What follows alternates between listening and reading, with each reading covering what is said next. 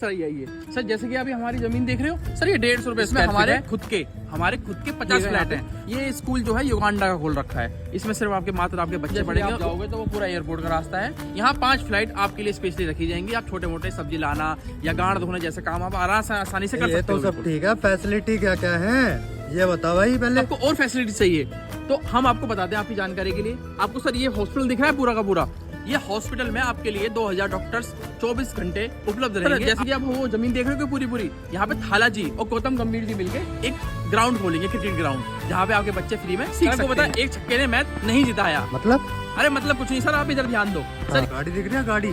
हाँ अरे सर वो तो हम उठवा देंगे, यहाँ पे एक बाउंड्री लगवाएंगे, हम उठवा देंगे इस गाड़ी। जमीन बेचने के नशे में धुता। क्या हो गया सर, क्या हो गया? ये पता है वो क्या है? पुलिस की गाड़ी है।